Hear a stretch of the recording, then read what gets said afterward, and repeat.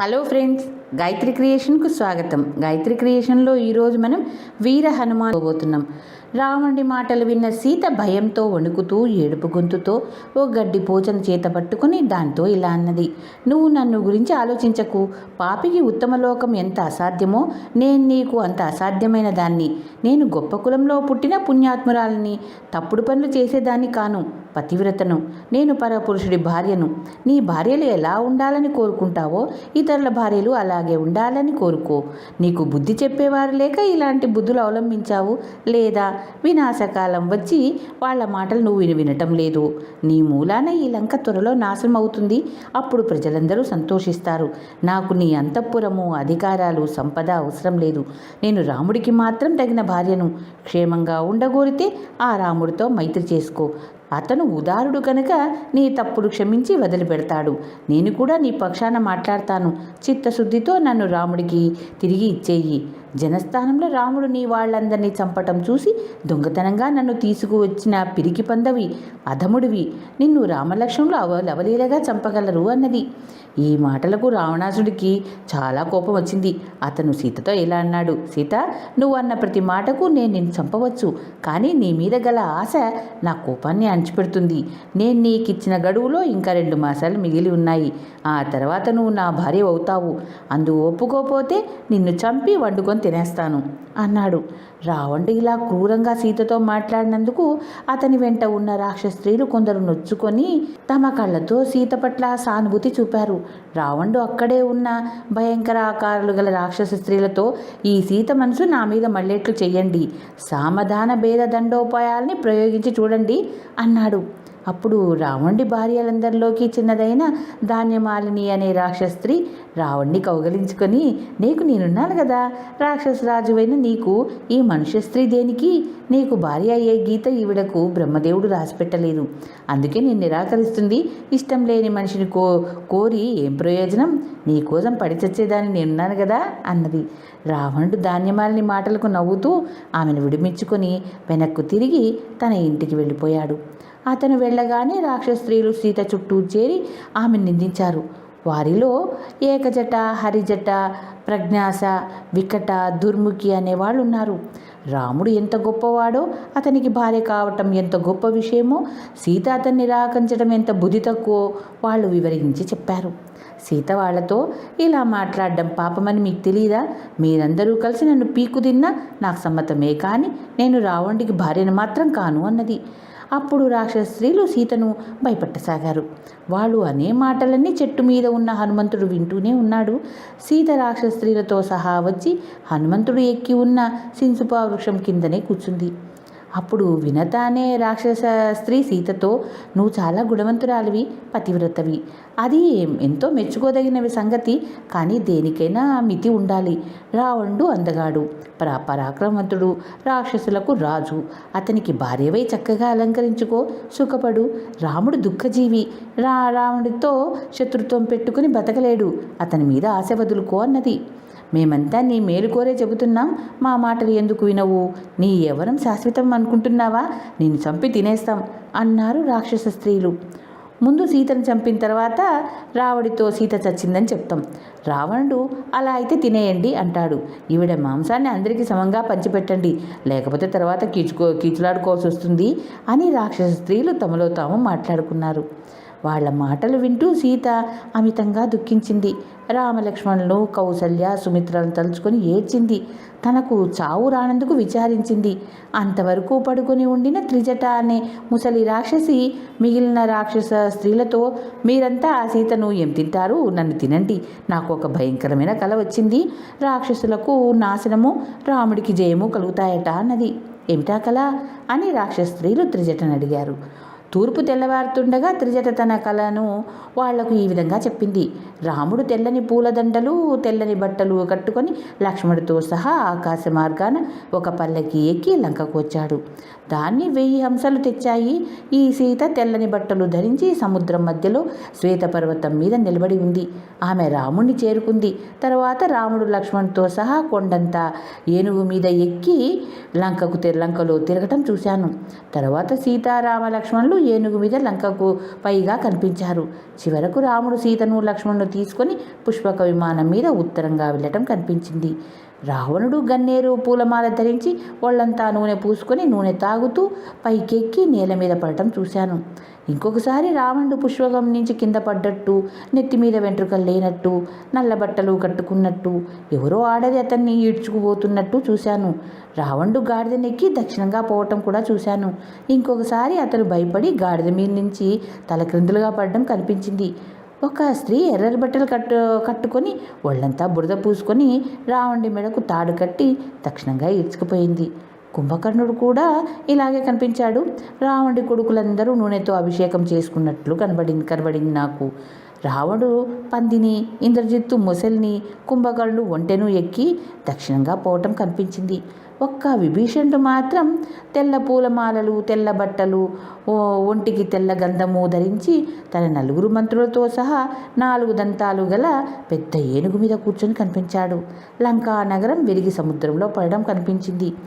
ఇలా చాలాసేపు తనకు వచ్చిన కలలో విశేషాలు రాక్షస్త్రీలకు చెప్పి త్రిజట, మీరు దూరంగా ఉండండి, రాముడికి సీత దొరికింది అనుకోండి, సీతతో చెప్పేదేదో మంచిగా చెప్పండి, మనం సీత నుంచి అభయం కోరటం మంచిదనుకుంటున్నాను అన్నది. చెట్టు మీద నుంచి అంతా చూస్తూ అంతా వింటున్న హనుమంతుడికి సీతను ఎలా ఓదార్చాలో తెలియలేదు. ఆమెతో మాట్లాడకుండా తిరిగి వెళ్ళడం అర్థం లేని పని. రాక్షస్త్రీలకు అనుమానం కలిగించి రాక్షస వీరులతో యుద్ధం తెచ్చుకోవటం అవివేకం. యుద్ధంలో జయమే కలుగుతుందని చెప్పటానికి లేదు. ఒకవేళ తాను రాక్షసులను చంపినా తిరిగి సముద్రాన్ని దాటే శక్తి మిగలకపోవచ్చు. సీత తనను మాయారూపంలో ఉన్న రాక్షసులని భయపడకుండా చూడాలి. అన్ని విధాలా ఆలోచించి హనుమంతుడు ఇలా ఒక కథ సీతకు వినిపించేలాగా చెప్పాడు. దశరథుడు అనే గొప్ప రాజుకు రాముడు అనే పెద్ద కొడుకు ఉండేవాడు. ఆ రాముడు తండ్రి ఆజ్ఞ చేత భార్యను, తమ్ముణ్ణి వెంటబెట్టుకుని అరణ్యానికి వెళ్ళాడు. అరణ్యంలో ఆ రాముడు శూరులైన రాక్షసులను అనేక మందిని చెప్పాడు. జనస్థానంలో అనేక మంది రాక్షసులు రాముడి చేతిలో చచ్చారని విని రావణుడు మాయాలేడి ద్వారా మోసం చేసి సీతను ఎత్తుకుపోయాడు. రాముడు తన భార్య కోసం అరణ్యాల్లో వెతుకుతూ పోగా సుగ్రీవుడనే వానరుడితో స్నేహం కుదిరింది. రాముడు వాలి అనే వానరరాజును చంపి సుగ్రీవుడికి వానరరాజ్యం ఇప్పించాడు. సుగ్రీవుడు ఆజ్ఞాపించగా అనేక వేల వానరులు సీతాదేవిని వెతకటానికి అన్ని దిక్కులకు బయలుదేరారు. వారిలో ఒకడినైన నేను 100 యోజనాల సముద్రాన్ని దాటి వచ్చాను. రాముడు వర్ణించినట్టుగానే ఉన్న సీతను చూశాను. ఇంతవరకు చెప్పి హనుమంతుడు ఆగాడు. అతని మాటలను పూర్తిగా విన్న సీత నిర్ఘాంతపోయి తల ఎత్తి చెట్లలోని చూసింది. ఎంతో శ్రమపడి అంతటా కలియజూసిన మీదట ఆమెకు హనుమంతుడు కనిపించాడు. తెల్లని బట్టలు కట్టుకొని చెట్లు కొమ్మల మధ్యగా మెరుపులా కనిపించిన హనుమంతుని చూడగానే సీత కాస్త భయం పుట్టింది. ఆపదలో కనిపించే కోతి రూపం తనకు కనిపించిందని ఆమె చాలా దుఃఖించింది. రాక్షస్త్రీలు వినిపోతారని ఆమె నిశ్శబ్దంగా ఏడ్చింది. లంకలో రాముడి కథ చెప్పేవాళ్ళు ఉండటం అసంభవం కాబట్టి తాను కలగంటున్నానని ఆమె అనుకుంది. కలలో కోతి కనిపించటం చాలా చెడ్డది. రాముడికి ఏం ఆపద వస్తుందో అని భయపడింది. అయితే తనకు నిద్రలేనప్పుడు కల ఎలా వస్తుంది? తాను అస్తమానం రాముడి గురించి ఆలోచించటం వల్ల తనకు రాముడి విషయం పట్ల భ్రమ కలిగి ఉంటుందని ఆమె అనుకుంది. ఏమైనా తాను విన్న మాటలు నిజం కావాలని ఇంద్రుడికి, బృహస్పతికి, బ్రహ్మకు, అగ్నిహోత్రుడికి మనసులోనే దండాలు పెట్టుకుంది. ఈ లోపల హనుమంతుడు చెట్టు మీద నుంచి నేల మీదకి దూకి సీతను సమీపించి చేతులు జోడించి నమస్కారం చేసి, అమ్మా, పతివ్రతలాగా కనిపిస్తున్నావు. నువ్వెవరు? ఎందుకు కంట నీరు కారుస్తున్నావు? నిన్ను చూస్తే ఏ దేవగణానికో చెందిన దానిలా కనిపిస్తున్నావు. నీ కొడుకు, తండ్రి, సోదరుడు, భర్త ఎవరు? ఒకవేళ నువ్వు రావణుడి చేత జనస్థానం నుంచి అపహరించి తేబడిన సీతవే అయితే ఆ సంగతి వెంటనే చెప్పు. నీకు అన్ని విధాలా శుభం కలుగుతుంది అన్నాడు. దానికి సీత హనుమంతుడితో ఇలా అంది. నేను దశరథ మహారాజు కోడల్ని, విదేహరాజైన జనకుడి కూతుర్ని. నా పేరు సీత. రాముడి ఇంట 12 ఏళ్ళు సమస్త సుఖాలు అనుభవించాను.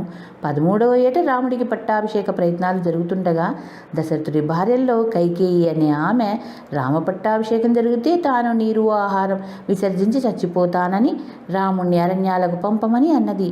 లోగడ కైకేయికి వరాలు వాగ్దానం చేసి ఉన్న దశరథుడు అసత్యాన్ని పాల్పడలేక రాముడికి ఇస్తానన్న రాజ్యాన్ని తిరిగి రాముడి నుంచి తీసుకున్నాడు. రాముడి తండ్రి మాటలు మనస్ఫూర్తిగా సమ్మతించి నారబట్టలు కట్టుకొని బయలుదేరుతూ నన్ను కౌసల్య దగ్గర ఉండమన్నాడు. రాముణ్ణి విడిచి స్వర్గంలో కూడా ఉండలేను. అందుచేత నేను అతనికన్నా ముందే అరణ్యానికి బయలుదేరాను. అలాగే సుమిత్ర కొడుకైన లక్ష్మణుడు కూడా రాముడితో పాటు బయలుదేరాడు. మేం దండకారణ్యంలో ఉంటూ ఉండగా దుర్మార్గుడైన రావణుడు నన్ను ఇక్కడికి తెచ్చాడు. రావణుడు నన్ను ఇక 2 మాసాల పాటు ప్రాణాలతో ఉండనిస్తానన్నాడు. తర్వాత నేను చచ్చిపోతాను అన్నది. ఈ మాటలు విన్న హనుమంతుడు విచారంతో సీతను ఓదార్చాడు. హనుమంతుడు సీతతో ఇలా అన్నాడు. సీతాదేవి, నేను రాముడి దూతగా నీ వద్దకు వచ్చాను. రాముడు క్షేమంగా ఉన్నాడు. లక్ష్మణుడు నీకు నమస్కరించినట్టు చెప్పమన్నాడు. రామలక్ష్మణుల మాట వినగానే సీతకు ఒళ్ళు వంగిపోయింది. కానీ హనుమంతుడు మెల్లగా తనను సమీపిస్తుండటం చూసి ఆమె రావణుడే ఈ కోతి రూపంలో వచ్చాడని భయపడి తాను పట్టుకొని నిలబడి ఉన్న చెట్టు కొమ్మను వదిలిపెట్టి నేల మీద కూలబడింది. తనను సీత సంశయించి భయపడుతుందని గ్రహించి హనుమంతుడు ఆమెకు నమస్కరించాడు. కానీ సీత అతనికేది చూడక నిట్టూర్పులు విడుస్తూ, నువ్వు రావణుడివే అయితే ఇలా మాయకోతి రూపంలో వచ్చి నన్ను దుఃఖపెట్టడం మంచిది కాదు. జనస్థానంలో కూడా ఇలాగే సన్యాసి రూపంలో వచ్చావు. అలా కాక నువ్వు రాముడి దూతవే అయితే రాముడి గుణగణాలు చెప్పు అన్నది. రావణుడే మాయారూపంలో వచ్చాడన్న అనుమానంతో పాటు తాను కలగంటున్నట్టు తనకు మతి చెలించినట్టు కూడా అనుమానాలు కలిగి సీత మనసు చాలా క్షోభపడింది. అది గ్రహించి హనుమంతుడు రాముడి ముద్రికను సీతకిచ్చి రాముడి గుణగణాలు పొగుడుతూ మాట్లాడి తాను లంకకు ఎలా వచ్చింది తెలిపి సీత మనసును ఊరట కలిగించాడు. అతను ఆమె కోరికపై రామలక్ష్మణుల ఆనవాళ్లు వివరంగా చెప్పాడు. తరువాత అతను రాముడికి సుగ్రీవుడికి మైత్రి కుదిరిన దగ్గర నుంచి నడిచిన కథంతా చెప్పి తాను సీత కోసం లంకంతా గాలించటం గురించి కూడా చెప్పాడు. అంతా విని సీత ఆనంద బాష్పాలు రాల్చింది. ఆమెకిప్పుడు హనుమంతుడిపైన విశ్వాసం కుదిరింది. అంతా చెప్పి హనుమంతుడు సీతతో, నేనిక్కడ ఏం చేయాలి? నీకేం తోస్తుంది? నేను రాముడి వద్దకు త్వరగా తిరిగి వెళ్ళాలి. ఆయన నా కోసం ఎదురు చూస్తుంటాడు అన్నాడు. సీత హనుమంతుడితో, సముద్రాన్ని దాటి రాక్షసులను తప్పించుకుంటూ లంకలో తిరుగుతున్న నీ ప్రజ్ఞ చాలా గొప్పది. నాకు రావణుడు పెట్టిన ఏడాది గడువు తీరే లోపుగా రాముణ్ణి రమ్మని చెప్పు. రావణుడు తమ్ముడు విభీషణుడు నన్ను రాముడికి ఇచ్చేయమని సలహా ఇచ్చినా రావణుడు వినలేదు.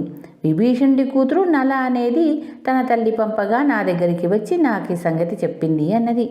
హనుమంతుడు ఆమెతో, నేను వెళ్ళి నీ మాట చెప్పగానే రాముడు వానర్లను బల్లూకాలను వెంట పెట్టుకొని ఇక్కడికి వచ్చేస్తాడు.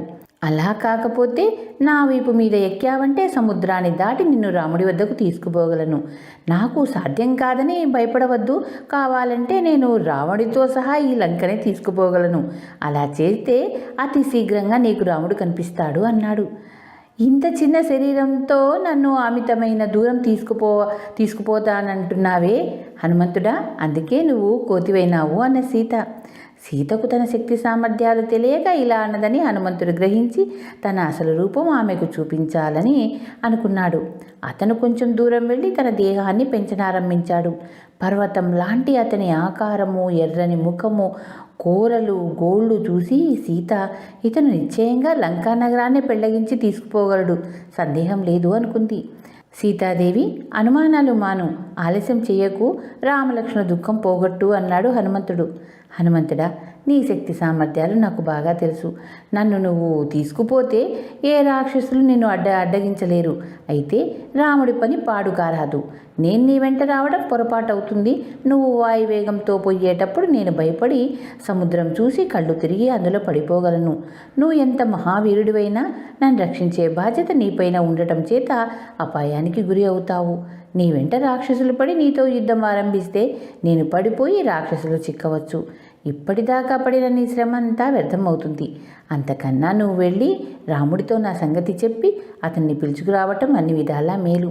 అది అలా ఉంచి నేను పరపురుషుని తాకను.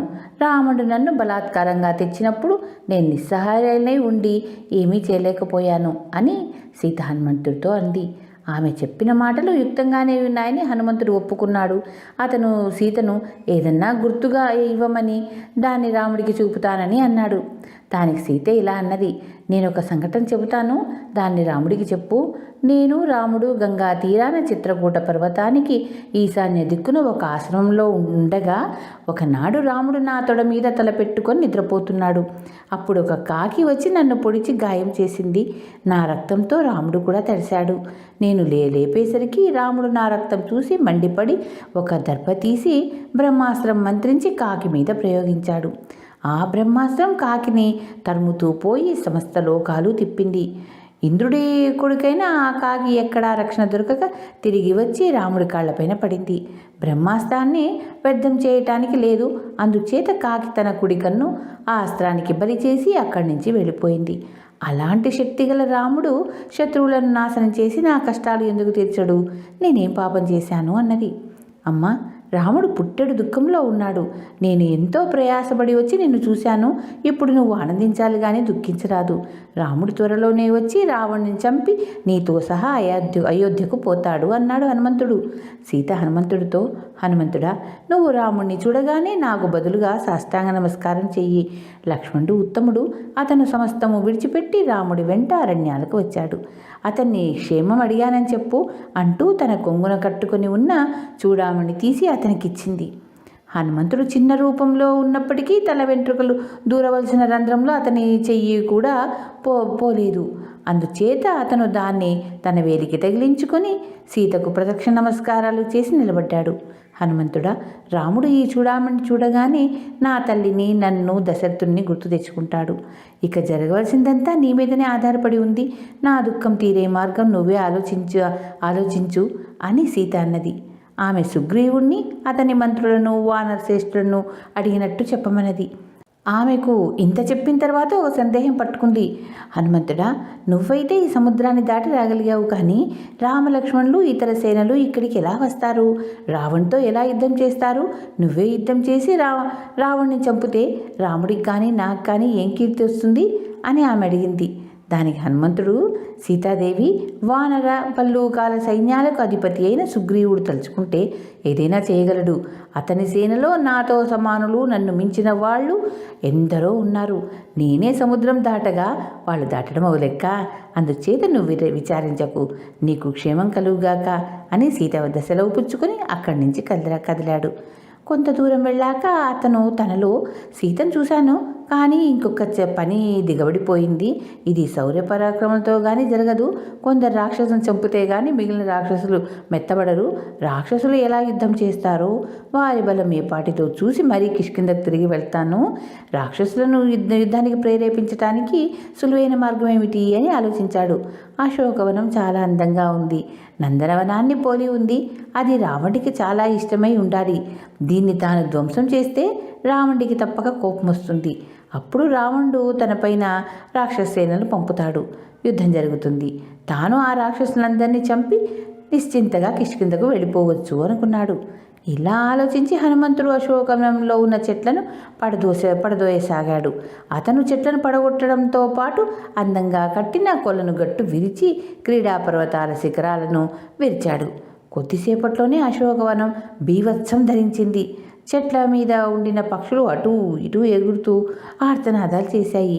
విరిగిన చెట్లు, తెగిన లతలు వాడి ముఖం పట్టాయి. అశోకవనమే దుఃఖంతో మునిగిపోయినట్టు కనబడింది. ఇదంతా చేసిన హనుమంతుడు సరాసరి వెళ్ళి అశోకవనం తాలూకు బయట ద్వారం వద్ద నిలబడి రాక్షసుల కోసం ఎదురు చూడసాగాడు. చెట్లు విరిగే చప్పుడు, పక్షుల ఆర్తనాదాలు లంకలో వాళ్లకు వినిపించాయి.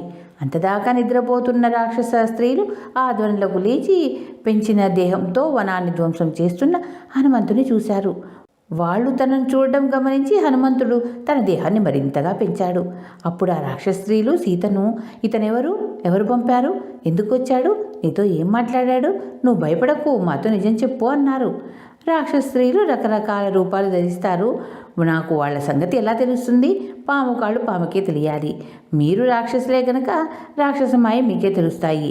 ఈ వానదేవుడు ఏం చేస్తాడో మీకే తెలుసుకోండి. ఇతన్ని చూస్తే నాకు భయంగానే ఉంది. చెప్పండి, ఇతనెవడు అన్నది సీత. సీత ఇలా అనేసరికి రాక్షస స్త్రీలు భయపడ్డారు. కొందరు సీతకు రక్షణగా ఉండిపోగా, కొందరు భయంతో ఆర్తనాదాలు చేస్తూ ఉండిపోగా, మరికొందరు ఈ సంగతి రావణుడికి చెప్పడానికి వెళ్ళారు. అలా వెళ్ళిన వాళ్ళు రావణుడితో ఎవడో భయంకరాకారుడు అమిత బలవంతుడైన వాడు వచ్చి సీతతో మాట్లాడి అశోకవనంలో ఉన్నాడు, ఎంత అడిగినా సీత అతని సంగతి చెప్పకుండా ఉంది. ఆ వానరుడు దేవేంద్రుడి దూత అయినది, కుబేరుడి దూత అయినది, రాముడి దూత అయినది తెలుసుకోవటం లేదు. వాడు మాత్రం అశోకవనం ధ్వంసం చేస్తున్నాడు. ఒక్క సీత కూర్చొని ఉన్న చెట్టు తప్పిస్తే మిగిలిన వనమంతా కూలిపోయింది. ఆ వానరుడిని నువ్వు వెంటనే తగిన విధంగా కఠినంగా శిక్షించాలి. సీతతో మాట్లాడినందుకే నువ్వు వాణ్ణి చంపవచ్చు అన్నారు. రాక్షసీలు చెప్పిన మాటలు విని రావణుడికి కోపం వచ్చింది. అతను బలవంతులు శూరులు అయిన రాక్షసులను పిలిచి హనుమంతుణ్ణి పట్టుకోమని ఆజ్ఞాపించాడు. ఆ రాక్షసులు ఆయుధాలు తీసుకుని హనుమంతుడి మీదికి బయలుదేరారు. వారికి హనుమంతుడు అశోకవన ద్వారం వద్ద కనిపించాడు. వాళ్ళు అతన్ని చుట్టుముట్టారు. అప్పుడు మహాకాయుడైన హనుమంతుడు తోకతో నేలను కొట్టి గట్టిగా అరిచి తన భుజం చరుచుకున్నాడు. ఆ ధ్వని లంక అంతటా వినిపించింది. తరువాత హనుమంతుడు కళ్ళెర చేసి ఇలా అర్చాడు: రామలక్ష్మణులకు జయం, రాముడి ప్రాపుగల సుగ్రీవుడికి జయం, కోసల రాజైన రాముని దాసుణ్ణి, శత్రు వినాశకుణ్ణి, వాయుపుత్రుడైన హనుమంతుణ్ణి చెట్లతోనూ రాళ్లతోనూ యుద్ధం చేస్తూ 1000 మంది రావణులను ఎదిరించగలను. రాక్షసును చూస్తుండగానే లంకాపట్టణం ధ్వంసం చేసి సీతకు నమస్కరించి రాముడి వద్దకు పోతాను అంటూ గట్టిగా అరిచాడు. అది విని రాక్షస సైనికులు భయపడి కూడా రాజాజ్ఞ చొప్పున యుద్ధం చేయ నిర్ణయించి హనుమంతుడిపైన అనేక ఆయుధాలు ప్రయోగించారు. హనుమంతుడు ఆ ద్వారం సమీపంలో ఉన్న ఇనుప పరిగ తీసుకుని రాక్షసులనందరినీ చంపి తిరిగి ద్వారం వద్ద నిలబడ్డాడు. భయపడి పారిపోయిన రాక్షసులు వెళ్ళి రావణాసుడితో సైనికులు చచ్చిన వార్త చెప్పారు. రావణుడు మరింత మండిపడి హనుమంతుడి మీదికి మహావీరుడైన ప్రహస్తుడి కొడుకును పంపాడు. ఈలోపుగా హనుమంతుడి దృష్టి చైత్రప్రాసాదం మీద పడింది. దాన్ని ఎందుకు ధ్వంసం చేయకూడదనుకొని అతను దానిపైకి దూకి దాన్ని నాశనం చేసి సింహనాదం చేశాడు. ఇంతలో చైత్రప్రాసాద రక్షకులు ఆయుధాలతో అతనిపైకి వచ్చారు. హనుమంతుడు ఒక స్తంభాన్ని పెరికి దాన్ని గిరగిరా తిప్పి 100 మంది రాక్షసులను చంపాడు. ఇంతలోపల ప్రహస్తుడి కొడుకు జంబుమాలి విల్లు బాణాలు తీసుకుని హనుమంతుడి మీదికి గాడిదలు కట్టిన రథం మీద వచ్చాడు. అతన్ని చూడగానే హనుమంతుడు యుద్ధ ఉత్సాహంతో సింహనాదం చేశాడు. ద్వారం పైన ఉండే దూలం మీద కూర్చొని ఉన్న హనుమంతుడి పైన జంబుమాలి బాణాలు వేశాడు. అవి ముఖాన, నెత్తిన, చేతులకు తగిలి రక్తం మూలంగా హనుమంతుడు మరింత ఎర్రగా కనిపించాడు. అతను తన పక్కనే ఉన్న పెద్దరాయి ఎత్తి జంబుమాలిని మీద గట్టిగా విసిరాడు. జంబుమాలి ఆ రాతిని బాణాలతో పడగొట్టాడు. అలాగే అతను హనుమంతుడు విసిరిన సాల వృక్షాన్ని కూడా బాణాలతో నరికి మరికొన్ని బాణాలతో హనుమంతుడిని కొట్టాడు. హనుమంతుడు అమితమైన కోపంతో పరిగ తీసుకుని గిరగిరా తిప్పి జంబుమాలిని మీదికి విసిరాడు. దాని దెబ్బకు జంబుమాలి, అతని రథము, గాడిదలు గుర్తించకుండా నుగ్గైపోయినాయి. జంబుమాలి చచ్చాడని వినగానే రావణుడికి కోపంతో కణితలదిరాయి. అతను తన మంత్రిపుత్రులను 7 అగ్నిహోత్రుల వంటి తేజస్సు గల వారిని సైన్యంతో సహా పంపాడు. హనుమంతుని నేను చంపుతానంటే నేను చంపుతానని ఒకరి మీద ఒకరు పోటీలు పడుతూ వాళ్ళ గుర్రాలు పూంచిన రథాల మీద బయలుదేరారు. వాళ్ళు అశోకవన ద్వారం చేరుతూనే హనుమంతుడి మీద బాణవర్షం కురిపించారు. హనుమంతుడు ఆ బాణాలను తనకు తగలకుండాను, వాళ్ళు గురికి అందకుండాను ఆకాశంలో అటూ ఇటూ ఎగిరాడు. అతని అరుపులకు రాక్షసులు భయపడ్డారు. హనుమంతుడు వాళ్లను చేత్తో కొట్టి, కాళ్లతో తన్ని, పిడికిలతో పొడిచి, గోళ్లతో చీరాడు. చాలామంది రాక్షసులు ఇలా చచ్చారు. చచ్చిన వాళ్ళు చావగా మిగిలిన వాళ్ళు ఆర్తనాదాలు చేస్తూ పారిపోయారు. హనుమంతుడు తిరిగి ద్వారం వద్దకు చేరాడు. అతనికి ఇంకా యుద్ధం చేయాలని ఉంది. మంత్రిపుత్రులు కూడా హనుమంతుడి చేతిలో చచ్చారనేసరికి రావణుడికి కొంచెం భయం కలిగింది. కానీ అతను దాన్ని పైకి కనబడనీయక తన సేనా నాయకులతో 5 విరూపాక్షుడు, యుపాక్షుడు, దుర్ధరుడు, ప్రగురుడు, భావకర్ణుడు అనే వాళ్ళను ఉద్దేశించి, మీరందరూ రథాలతో, ఏనుగులతోనూ వెళ్ళి ఆ వారులను శిక్షించండి. అతని విషయంలో మీరు ఏమాత్రం అలక్ష్యంగా ఉండొద్దు. అతను వానరుడని నాకు అనిపించటం లేదు. అదేదో మహాబలం గల భూతంలా ఉంది. ఏ ఇంద్రుడైనా తపస్సు చేసి మనల్ని చంపించటానికి ఆ భూతాన్ని సృష్టించాడేమో. నాకు లోగడ వాలి, సుగ్రీవుడు, జాంబవంతుడు, నీలుడు, ద్వియుడు మొదలైన వానరులు బాగా తెలుసు. వారెవరికి ఇంత బలము, శక్తి లేవు. మీరు మీ శక్తినంతా ధారపోసి ఆ వానరును ఎలాగైనా పట్టుకోండి. ఆత్మరక్షణ చేసుకోవటం విషయంలో మీరు అజాగ్రత్తగా ఉండకండి అని హెచ్చరించాడు. రాజాజ్ఞ శిరసావించి 5 సేనాపతులు రథాలు, ఏనుగులు, గుర్రాలను, రకరకాల ఆయుధాలు తీసుకొని హనుమంతుడున్న చోటికి వచ్చారు. వాళ్ళు హనుమంతుడిని చుట్టుముట్టి అతని మీద అనేక ఆయుధాలు ప్రయోగించారు. వాళ్ళ బాణాలు కొన్ని హనుమంతుడి తలకు గుచ్చుకున్నాయి. వెంటనే హనుమంతుడు సింహనాదం చేస్తూ ఆకాశంలోకి ఎగిరాడు. అప్పుడు దుర్ధరుడు ఆకాశంలోనికి 100 కొద్దీ బాణాలు వేశాడు. హనుమంతుడు వాటిని తప్పుకుంటూ శరీరం పెంచి పిడుగు పడినట్లుగా దుర్ధడి రథం మీదికి దూకాడు. ఆ దెబ్బకు దుర్ధడి రథపు గుర్రాలు 8తో పాటు దుర్ధరుడు కూడా చచ్చాడు. తరువాత హనుమంతుడు ఒక మద్ది చెట్టు పెరికి దానితో విరూపాక్షుణ్ణి, యుపాక్షుణ్ణి చంపాడు. తరువాత ప్రగారుడు, భావకర్ణుడు హనుమంతుడితో యుద్ధం చేశారు. ఒక పర్వత శిఖరం పెకిలించి హనుమంతుడు దానితో వారిద్దరిని సేనను చంపేశాడు. తరువాత అతను మళ్ళీ ద్వారం వద్ద నిలబడ్డాడు. 5 సేనా నాయకులు చచ్చిన వార్త రాగానే రావణుడు తన కొడుకైన అక్షుడి కేసి చూశాడు. యుద్ధం అంటే అమితమైన ఆసక్తి గల అక్షుడు తండ్రి చూపే ఆజ్ఞగా భావించి చప్పున లేచాడు. అతను ఒక బంగారు రథం మీద హనుమంతుడున్న చోటికి వెళ్ళాడు. 8 గుర్రాలు గల అక్షుడి రథం నేలకు అంటకుండా పోగలది.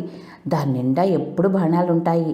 అతడు హనుమంతుడిని చూస్తూనే అతను అసాధారణ వీరుడన్న సంగతి గ్రహించి పెద్ద ఎత్తున యుద్ధానికి సిద్ధపడ్డాడు. ఇద్దరూ చాలా తీవ్రమైన యుద్ధం ప్రారంభించారు.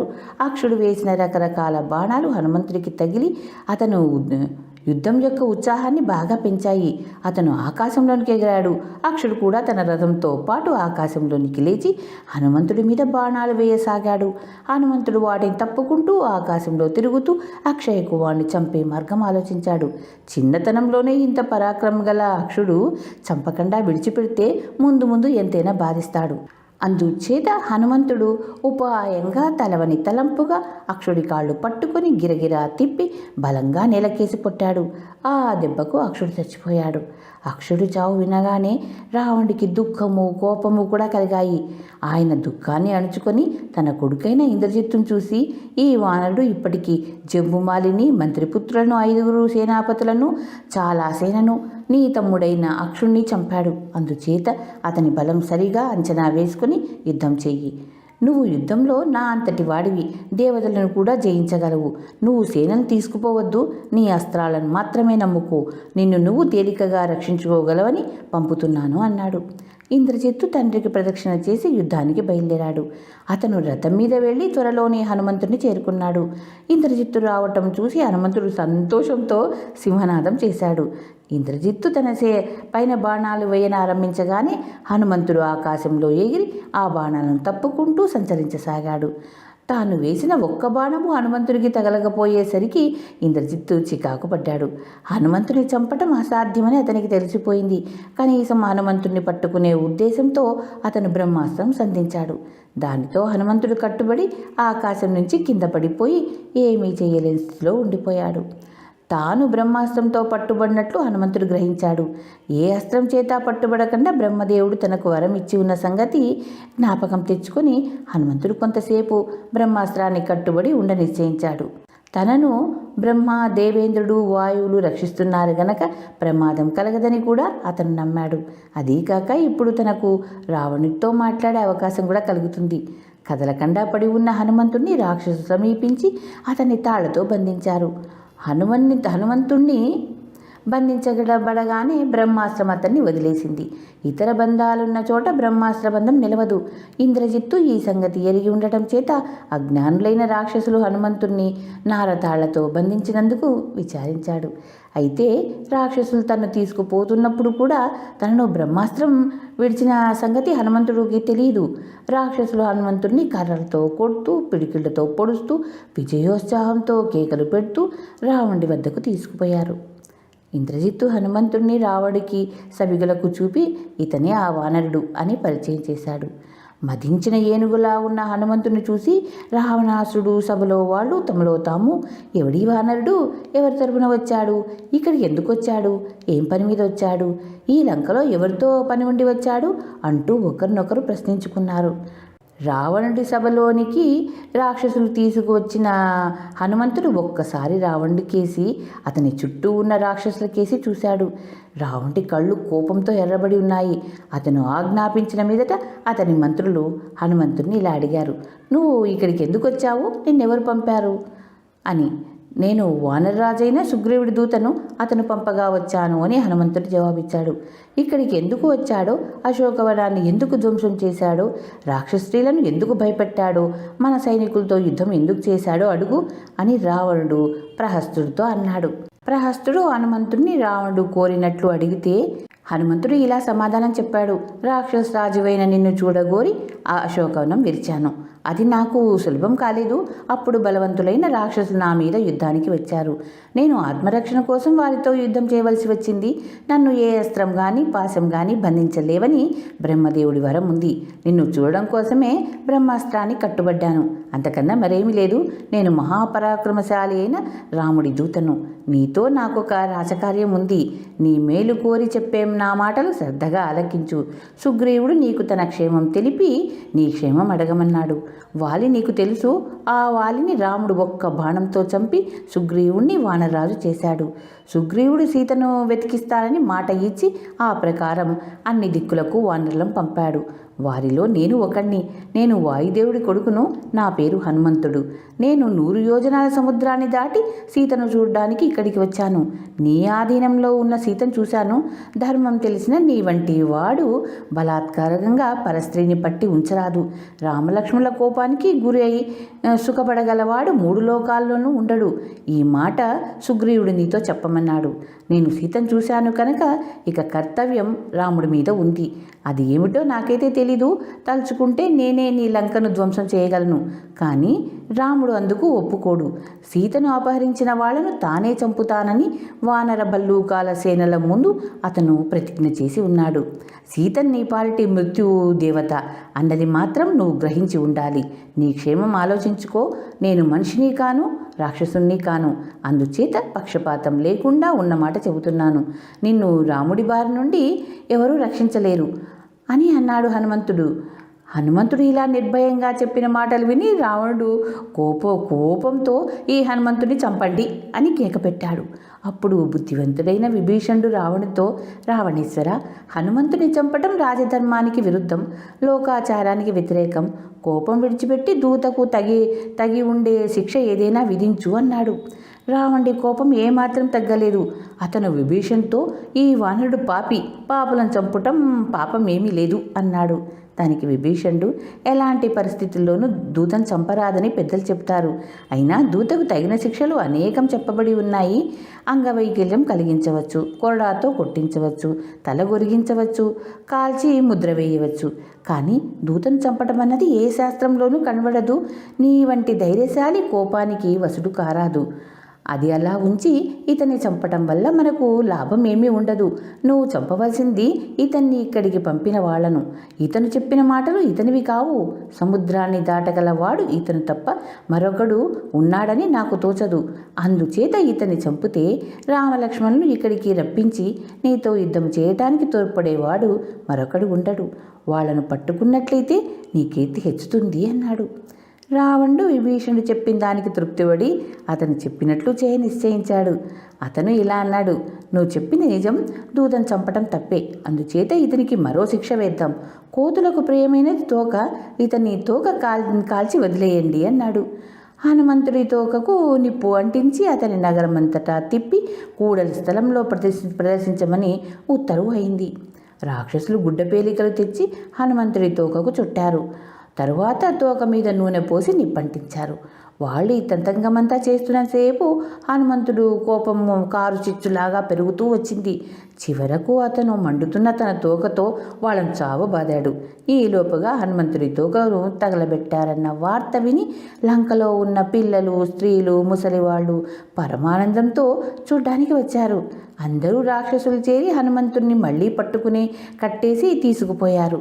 తన తోక కాలుతుందన్న భయం లేనందువల్ల హనుమంతుడు వాళ్ల వెంట వెళ్ళాడు. అప్పుడు తన చిన్న రూపంలోనే ఉన్నాడు. రాక్షసులు శంఖాలు ఊదుతూ బేరీలు మోగిస్తూ హనుమంతుడిని లంకంతా తిప్పారు. ఇలా తిరుగుతూ హనుమంతుడు లంకలో ఆయుధాలు ఉండే ప్రదేశాలు, ఇతర రహస్య స్థావరాలు చక్కగా చూశాడు. వెళ్ళిన చోటల్లా రాక్షసులు హనుమంతుడిని వేగులవాడు అని చాటారు. రాక్షస స్త్రీల ద్వారా సీతా హనుమంతుడి తోకకు నిప్పు పెట్టిన వార్త విని ఎంతో దుఃఖించి అగ్నిహోత్రుని తలుచుకొని హనుమంతుడికి అపాయం కలగకుండా చూడమని ప్రార్థించింది. సీత పడే బాధ చూసి సరమ అనే రాక్షస స్త్రీ, అమ్మా, ఆ కోతిని గురించి నువ్వేం దిగులు పడకు. అతను మహానుభావుడు. అతను తన వెంట ఉన్న రాక్షసులందరినీ చావగొట్టి ఒక ఇంటి మీదుండి మరో ఇంటి మీదికి దూకుతూ లంకనంతా తగలబెడుతున్నాడు. అదిగో చూడు అన్నది. సరమ చెప్పినది అక్షరాల నిజం. హనుమంతుడు రాక్షసులను శిక్షించ నిశ్చయించుకొని తన దేహాన్ని అతి చిన్నది చేసి కట్ల నుంచి బయటపడ్డాడు. అతను తిరిగి దేహాన్ని పెంచి నగర ద్వారం వద్ద ఉన్న ఇనుప పరిగ తీసుకొని తన వెంట ఉన్న రాక్షసులందరినీ చంపాడు. అప్పుడు అతనికి లంకను తగలబెట్టాలన్న ఆలోచన వచ్చింది. అతను కాలుతున్న తోకతో ఇళ్ల మీదుగా తిరగనారంభించాడు. అతను ముందు ప్రహస్తుడి ఇల్లు కాల్చి మహాపార్షుడి ఇంటికి వెళ్ళాడు. అందులో చిచ్చు పెట్టి వరుసగా శుకుడు, ఇంద్రప్రస్థుడు, సారణుడు, ఇంద్రజిత్తు, జంబుమాలిని, సుమాలిని మొదలైన రాక్షస ప్రముఖుల ఇళ్లన్నీ తగలబెట్టాడు. అతను ఒక్క విభీషణుడి ఇంటిని వదిలిపెట్టాడు. రాక్షస ఇల్లే కాక వాళ్ళు ఎంతో కాలంగా చేర్చిపెట్టుకున్న సంపదలన్నీ బూడిదైపోయినాయి. చివరకు అతను రావణుడి ఇల్లు కూడా కాల్చాడు. అంతవరకు రావణుడికి భయపడుతూ వచ్చిన అగ్ని వాయువు ఇప్పుడు విజృంభించినట్లు కనపడ్డారు. ఇళ్లలోని వెండి బంగారాలు కరిగిపోయినాయి. మహాభవనాలు మట్టిలో కూలిపోయినాయి. ఈ దహనకాండ ఎలా ఆపాలో రాక్షసులకు తెలియలేదు.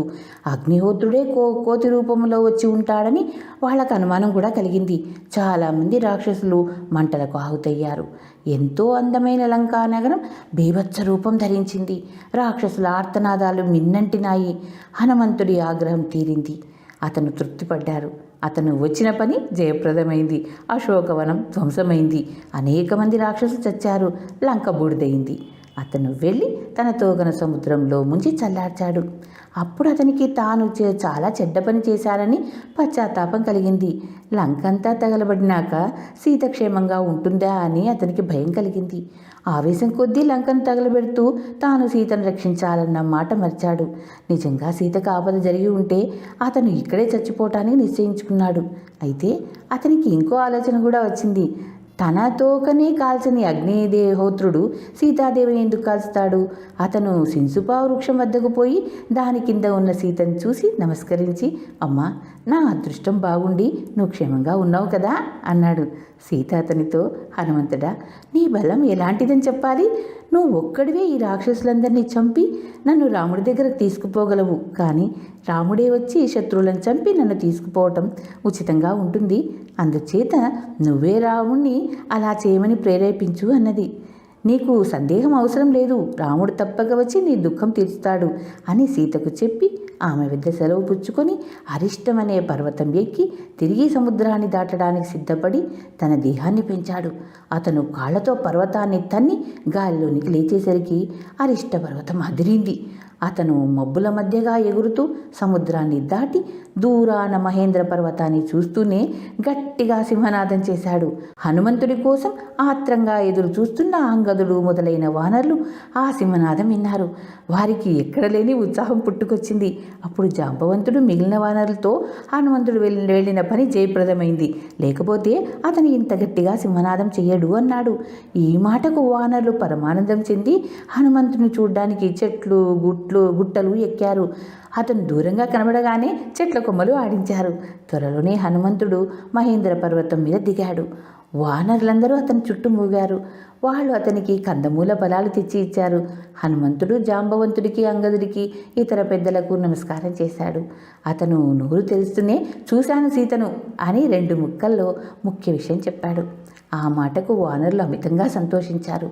కొందరు సింహనాదాలు చేశారు, కొందరు గట్టిగా అరిచారు, కొందరు గర్జించారు, కొందరు మామూలు కోతుల్లాగా కిచకిచలాడారు, కొందరు తమ తోకలను బలంగా నేలకేసి కొట్టారు.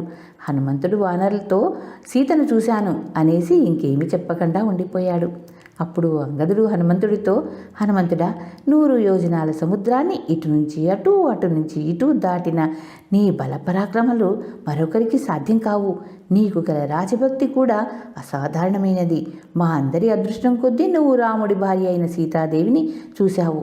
ఇంకా రాముడికి సీత విరహం ఉండదు అన్నాడు. మధ్య హనుమంతుడు అంగదుడు, జాంబవంతుడు మహేంద్ర పర్వతం మీద కూర్చుంటే మిగిలిన వానరులందరూ చుట్టూ ఉన్న శిలల మీద కూర్చున్నారు. లంకలో జరిగిందంతా హనుమంతుడి నోట వినాలని వారి కుతూహలంగా ఉంది.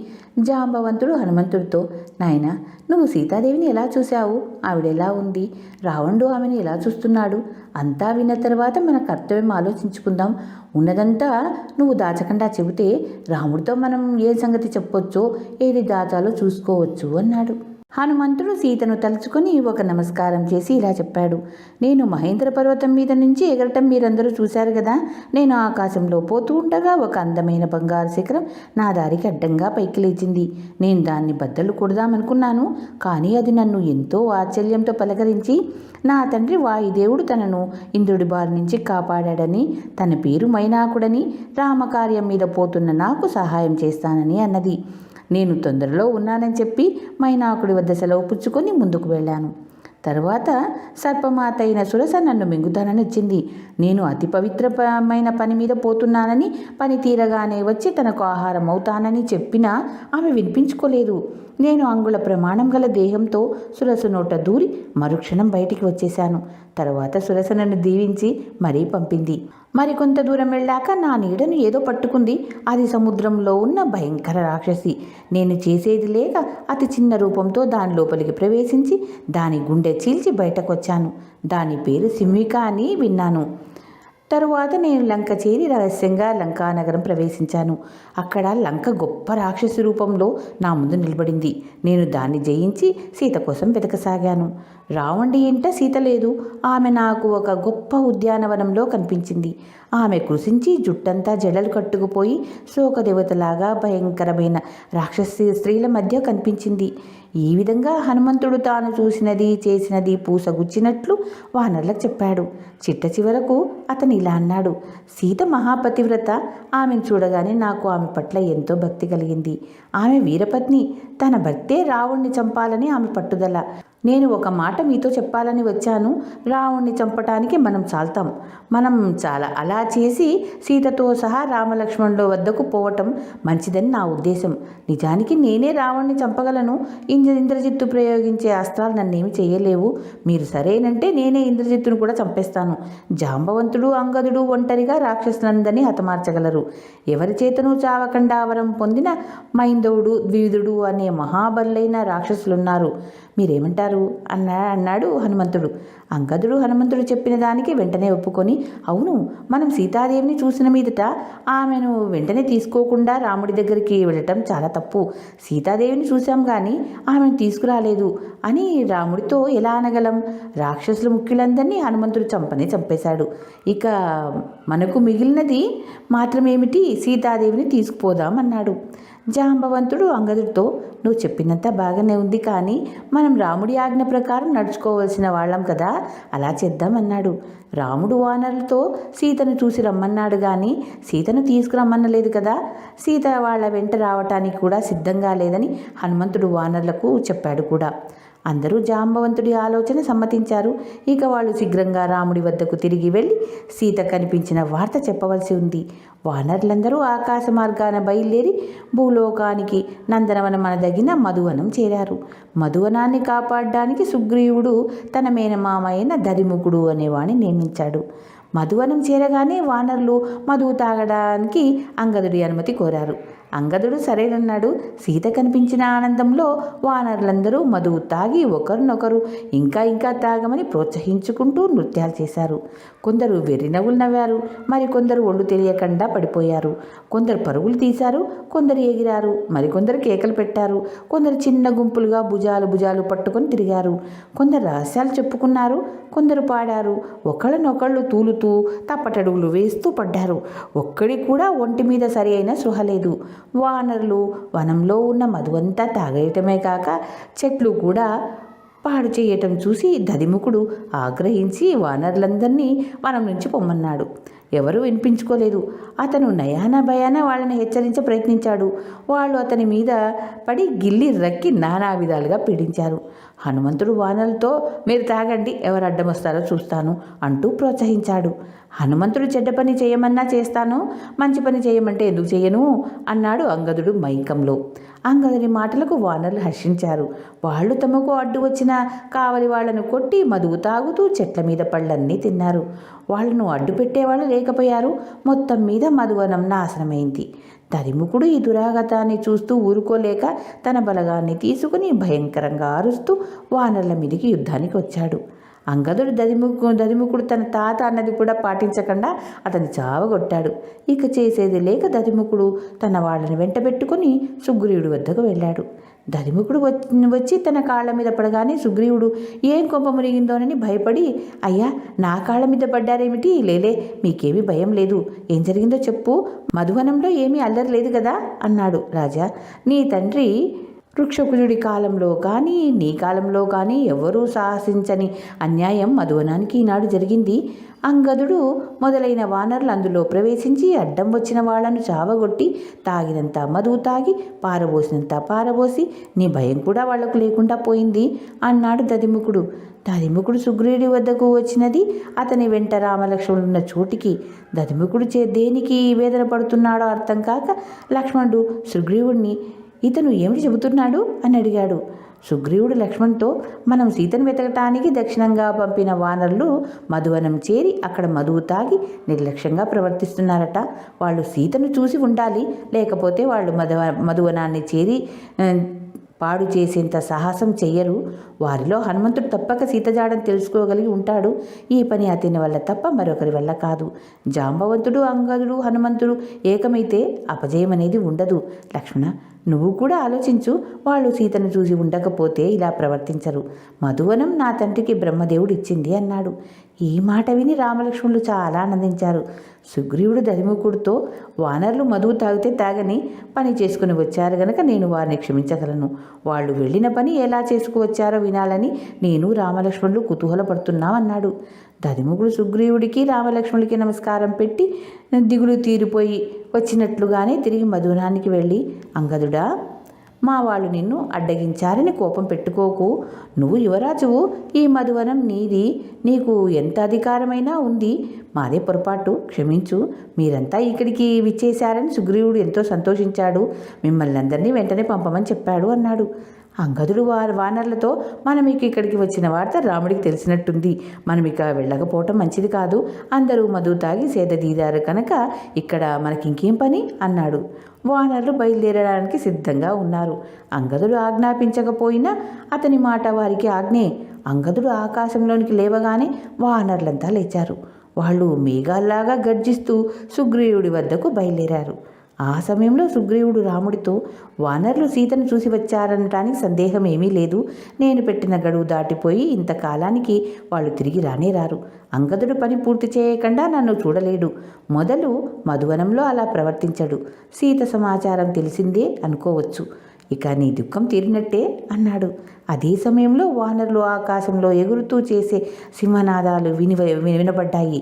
మరికొద్ది క్షణాలు గడిచేసరికి వానరులందరూ సుగ్రీవుడు ముందు వాలారు. హనుమంతుడు రాముడికి సాష్టాంగ నమస్కారం చేసి, చూశాను సీతను, ఆమె క్షేమంగా ఉన్నది అన్నాడు. రాముడు అతని కేసి ఎంతో ఆప్యాయంగా చూశాడు. అతను వానరులతో, వానరులారా, సీతాదేవి ఎక్కడ ఉంది? నా పట్ల ఆమె భావం ఎలా ఉంది? ఏమీ దాచకుండా అంత నాకు వివరంగా చెప్పండి అన్నాడు. మిగిలిన వానరులు హనుమంతుడితో, నువ్వు చెప్పు అన్నారు. హనుమంతుడు సీత ఉన్న దిక్కు తిరిగి దండం పెట్టి ఆమె తనకు ఇచ్చిన మణిని రాముడికిచ్చి తాను సీతాదేవిని ఎలా చూసింది చెప్పాడు. నేను 100 యోజనాలు గల సముద్రాన్ని దాటి సీతాదేవిని వెతకటానికి వెళ్ళాను. అక్కడ రావణుడు ఉండే లంకా పట్టణం ఉంది. ఆ లంకలో సీతాదేవి రాక్షస స్త్రీల నడుమ కృషించి జీవిస్తుంది. ఆమె అనుభవిస్తున్న కష్టాలు ఆమెకు రావాల్సినవి కావు. నేను ఆమెను చూసే సమయానికి ఆమె ఆత్మహత్య చేసుకోవాలని నిశ్చయించుకుని ఉంది. నేను ఎలాగో ఆమెకు నమ్మకం కలిగించి ఆమెతో మాట్లాడాను. మీరు చిత్రకూట పర్వతం మీద ఉండగా జరిగిన ఒక కాకి వృత్తాంతం మీకు గుర్తుగా చెప్పమంది. ఆమె ఈ చూడామణి ఎంతో శ్రద్ధగా కాపాడిందట. తాను ఇంకా 1 నెల మాత్రమే జీవించి ఉండగలనని నీకు సుగ్రీవుడికి చెప్పమంది. అందుచేత సముద్రం దాటే ఉపాయం ఏదో ఆలోచించండి అన్నాడు. హనుమంతుడిచ్చిన చూడామణి రొమ్ము మీద పెట్టుకొని రాముడు బోర్నే ఏడ్చాడు. అతనితో పాటు లక్ష్మణుడు కూడా ఏడ్చాడు. కళ్ళనీళ్లు కార్చుతూనే రాముడు సుగ్రీవుడితో, ఈ చూడామణ్ణి చూడగానే నా గుండె ద్రవించిపోతుంది. దీన్ని జనకుడు సీతకిచ్చాడు. పెళ్లి సమయంలో సీత దాన్ని తల్లో పెట్టుకుంది. దీన్ని చూస్తే నాకు దశరథుణ్ణి జనకుణ్ణి చూసినట్లుగా ఉంది అన్నాడు. సీతను చూసినట్లుగా కూడా ఉంది అన్నాడు. సీత జాడ తెలిసిన తర్వాత రాముడికి ఒక్క క్షణం కూడా అక్కడ ఉండబుద్ధి పుట్టక సీత ముందు వాలాలనిపించింది. ఆమె భయంకరమైన రాక్షస్త్రీల మధ్య ఉన్నదంటేనే అతను భరించలేకపోయాడు. సీత హనుమంతుడితో ఏమేమి చెప్పిందో అది వింటుంటే రాముడికి ఎంతో ఆనందం కలిగింది. అందుచేత అతను హనుమంతుణ్ణి, సీత ఇంకా ఏం చెప్పింది అని అడిగాడు. హనుమంతుడు రాముడికి కాకి కథ గురించి సీత చెప్పిందంతా వివరంగా చెప్పాడు. సీత ఈ వృత్తాంతం చెప్పి, అంత శక్తిగల రాముడు వచ్చి ఈ రాక్షసుల మీద అస్త్రాలు ఎందుకు ప్రయోగించాడు? రాముడికి నా మీద ఏ కొంచెం అనురాగము ఉన్నా వెంటనే వచ్చి రావణ్ణి చంపమను. కనీసం నన్ను రక్షించడానికి రాముడు లక్ష్మణ్ణైనా పంపరాదా? దేవతలనైనా జయించగల ఆ ఇద్దరు నన్నెందుకు ఇలా ఉపేక్షించ ఊరుకున్నారు? నేనేదో పాపం చేసి ఉండాలి, అందుకే రామలక్ష్మణులు వచ్చి నన్ను చూడకుండా ఉన్నారు అన్నది. రామలక్ష్మణులు ఇద్దరూ ఆమె కోసం పుట్టెడు దుఃఖంతో ఉన్నారని నేను ఆమెకు చెప్పాను. ఇంకా ఆమె కష్టాలు తీరిపోతాయని, ఆమె దుఃఖించే అవసరం లేదని కూడా ఆమెతో అన్నాను. ఆమె బెదిరి అన్ని దిక్కులా చూసి తన జడలో ఉన్న చూడామణి తీసి నా చేతికిచ్చింది. మీ అందరి క్షేమము అడిగినట్లు చెప్పమన్నది. రామలక్ష్మణులు సుగ్రీవుడి బలాలు వచ్చి రావణ్ణి చంపేస్తారని ఆమెకు ధైర్యం చెప్పి వచ్చాను అన్నాడు హనుమంతుడు. హనుమంతుడు చెప్పిన మాటలకు రాముడు పరమానందం చెంది, ఈ హనుమంతుడు చాలా గొప్ప పని చేశాడు. ఇలాంటి పని మరొకరికి సాధ్యం కాదు. సముద్రాన్ని దాటగల వాళ్ళు ఈ హనుమంతుడి తర్వాత గరుత్మంతుడు, వాయుదేవుడు మాత్రమే అనుకుంటాను. లంకలో ప్రవేశించి ప్రాణాలతో బయటపడడం మాత్రం మాటలా, మొదట ప్రవేశించడమే మరొకడికి సాధ్యం కాదు. హనుమంతుడు సుగ్రీవుడి ఆజ్ఞలు మాత్రమే నిర్వర్తించక స్వతంత్రించి అశోకవనం ధ్వంసం చేయటము, రాక్షసులను చంపటము, లంకను తగలబెట్టడము మొదలైన సాహస కార్యాలు కూడా చేశాడు. ఇలా చేసి అతను సుగ్రీవుడికి అధికమైన సంతోషం కలిగించాడు. ఇతను చేసిన పని మా రఘువంశానికంతటికీ మేలు కలిగించింది. కాకపోతే ఈ హనుమంతుడికి తగిన సత్కారం చేయలేని స్థితిలో ఉన్నానని నేను బాధపడుతున్నాను.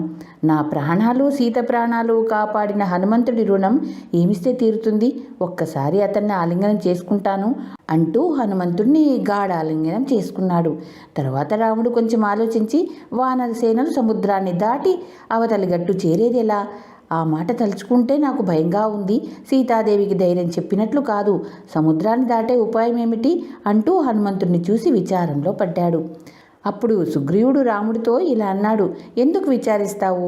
సీతాదేవి ఉన్న చోటు, శత్రువు ఉన్న చోటు తెలిసిన మీదట మిగిలిన సమస్యలు ఏవి శత్రువును చంపటానికి అడ్డురావు. మనం సముద్రానికి సేతువు కడదాం, రావణ్ణి చంపి సీతాదేవిని తీసుకొద్దాం. సేతువు కట్టి లంకా నగరం మన కంటపడగానే రావణుడు చచ్చిన వాడి కింద జమ. ఇప్పుడు నీకు కావాల్సింది విచారం కాదు, క్రోధం. సముద్రం ఎలా దాటాలన్నది మాత్రం మాతో పాటు నువ్వు కూడా ఆలోచించు. సేతువు కాకపోతే మరో మార్గం అయినా సముద్రాన్ని దాటి తీరుతాం. రావణ్ణి చచ్చి తీరుతాడు, నీకు జయం కలుగుతుంది అన్నాడు. రాముడు హనుమంతుడి కేసి తిరిగి, సముద్రాన్ని సేతువు కట్టి కానీ, సముద్రాన్ని ఎండగొట్టి కానీ, తపస్సు చేసి కానీ ఏదో విధంగా దాటవచ్చుననుకుందాం. పోతే లంకా నగరానికి ఎన్ని దుర్గాలున్నాయి? సైన్యం ఏ పాటి ఉంది? ద్వార రక్షణ ఏ విధంగా ఉంది? ప్రాకారాలు మొదలైనవి ఎలా ఏర్పాటు అయి ఉన్నాయి? ప్రత్యక్షంగా చూసి ఉన్నావు గనక నాకు వివరంగా చెప్పు అని అడిగాడు. హనుమంతుడు రాముడికి ఇలా చెప్పాడు, లంకానగరం మహావిశాలమైనది. అక్కడ అసంఖ్యాకులైన రాక్షసులు సుఖ సంతోషాలతో ఉన్నారు. ఎక్కడ చూసినా రథాలు, ఏనుగులు, గుర్రాలు కనిపిస్తాయి. లంకలోనికి శత్రువు ప్రవేశించడం అసాధ్యం. నగరానికి 4 ద్వారాలు ఉన్నాయి. వాటికి పెద్దవి, దృఢమైనవి అయిన తలుపులు ఉన్నాయి. ద్వారాల వద్ద పెద్ద పెద్ద యంత్రాలు, బాణాలను, శిలలను ప్రయోగించేవి ఉన్నాయి. శత్రు సైన్యం అటుగా వస్తే ఆ యంత్రాలు దాన్ని నాశనం చేయగలవు. ద్వారాల వద్ద మహాసూరుడైన రాక్షసులుంటారు. వారి వద్ద ఉండే ఇనుప పరిగణీలు ఒక్క దెబ్బకు 100 మందిని చంపగలవు. నగరం చుట్టూ బంగారు ప్రాకారం ఉంది. దాని మీద అక్కడక్కడ రత్నాలు పొదిగి అందంగా భాగాలున్నాయి. ఆ ప్రాకారాన్ని దాటడం సాధ్యం కాదు. ప్రాకారం చుట్టూ లోతైన అగర్తలున్నాయి. వాటిలో భయంకరమైన మొసళ్ళు, చేపలు ఉన్నాయి. ప్రతి ద్వారం వద్ద అగర్తకు వంతెనలున్నాయి. వాటిని ఎత్తవచ్చు, దించవచ్చు. వాటిని అవసరాన్ని బట్టి ఎత్తడానికి, దించడానికి పెద్ద పెద్ద యంత్రాలున్నాయి. రావణుడు చాలా జాగ్రత్త కలవాడు. యుద్ధం లేనప్పుడు కూడా తన సేనలను మంచి శిక్షణలో ఉంచుతాడు. అది కాక లంకా నగరం త్రికూట పర్వతం మీద ఉంది. కింద నుంచి పైకి వెళ్లేందుకు మార్గం లేదు, లంకకు పోవటానికి ఓడ మార్గం లేదు. అంచేత అక్కడి వార్తలు బయట ప్రపంచానికి అందవు. లంకా నగర ద్వారాల వద్ద లక్ష సంఖ్యలో సాయుధులైన రాక్షసులుంటారు. నగరం మధ్యలో లెక్కకు మించిన రాక్షసేన ఉంది. అయితే నేను అగర్తాల మీద వంతెనలు పగలగొట్టాను, లంకా నగరం తగలగొట్టాను. కొందరు రాక్షస వీరులను చంపాను. అందుచేత లంకకు ఇప్పుడు అంత బలం లేదు. సముద్రాన్ని ఎలా దాటినా దాటవచ్చు. లంకను జయించటానికి మన అంగదుడు, ద్విజుడు, మైందుడు, జాంబవంతుడు, బనుడు, మన సేనానాయకుడైన నీలుడు చాలు. వెంటనే మంచి ముహూర్తం నిశ్చయించి బయలుదేరవచ్చు అన్నాడు. ఆ మాటలు విని రాముడు సుగ్రీవుడితో, మనం ఇప్పుడే ప్రయాణమవుదాం. సూర్యుడు నడి నెత్తి మీద ఉన్నాడు. ఈ అభిజిత్ అనే ముహూర్తం చాలా మంచిది అన్నాడు. సేనల గమనం ఎలా ఉండవలసింది అతను వివరంగా చెప్పాడు. సేనా నాయకుడైన నీలుడు తన బలగంతో పల సమృద్ధి గల మార్గాల గుండా సేనలు నడిపించాలి. శత్రువులు ముందుగా ఆ ప్రదేశాలను ధ్వంసం చేయకుండాను, వాళ్ళు పల్ల ప్రదేశాలను మాటు వేసి ఉండి అకస్మాత్తుగా మీద పడకుండాను జాగ్రత్త పడాలి. సేనలు నడవబోయే మార్గాలను ఆకాశ మార్గాన ముందుకు వెళ్ళాలి. అవి తెలుసుకోవాలి. తక్కువ పరాక్రమవంతులు దిగబడిపోయి మంచి యోధులు మాత్రమే బయలుదేరాలి. రాముడి వెంట వానరసేన బయలుదేరింది. మహాకాయుడైన గజుడు, మహాబలుడైన గవయుడు, గవాక్షుడు సేనలకు ముందుండి నడిచారు. ఎగరటంలో గొప్పవాడైన వృషభుడు సేన యొక్క కుడి పార్శ్వాన్ని రక్షించాడు. గంధమాదడు ఎడమ పార్శ్వాన్ని రక్షించాడు. సైన్యం మధ్యలో రాముడు హనుమంతుడి భుజాల మీద ఎక్కి కదిలాడు. అలాగే లక్ష్మణుడు అంగదుడి భుజాల మీద ఎక్కాడు. సైన్యం దక్షిణంగా బయలుదేరింది. వానరులు ఎగురుతూ, గెంతుతూ, సింహనాదాలు చేస్తూ దారిలో కనిపించిన ఫలాలు కోసు తింటూ నడిచారు. మహాసముద్రంలాగా కనిపించే ఆ వానరసేన కొండలు, సరస్సులు దాటుతూ అరణ్యాలలో పళ్ళు తింటూ, తేనెలు తాగుతూ కాలక్రమేణా మహేంద్ర పర్వతాన్ని చేరింది. రాముడు పర్వత శిఖరం మీద ఎక్కి సముద్రాన్ని చూశాడు. తరువాత అతను సుగ్రీవుడితో, లక్ష్మణుడితో కిందికి దిగివచ్చి సముద్ర తీరానికి చేరిన వానర సేనల వద్దకు వచ్చాడు. అతను సుగ్రీవుడితో, మనం ఇక్కడ మజిలీ చేసి ఈ సముద్రాన్ని దాటే ఆలోచన చెయ్యాలి. ఇందుకు కాలం పడుతుంది. ఎవరి సేనను విడిచిపోనీయకు. శత్రుభయం లేకుండా సేనకంతకు గట్టి కాపలా ఏర్పాటు చెయ్యి అన్నాడు. వానరసేన 3 భాగాలుగా చీలి సముద్ర తీరాన్ని విడిది చేసింది. అవతలి తీరం కానరాని ఆ మహాసముద్రాన్ని, అందులో లేచే భయంకరమైన కెరటాలను, అందులో ఉండే భయంకరమైన ప్రాణులను తలుచుకొని వానరవీరులు దీన్ని ఎలా దాటడం అని తమలో తాము దిగులు పడ్డారు. అక్కడ లంకలో హనుమంతుడి మూలంగా రావణుడికి తీరని పరాభవం జరిగింది. శత్రువులు ప్రవేశించరాని లంకలోనికి ఒక కోతి సునాయాసంగా ప్రవేశించి సీతను చూసింది.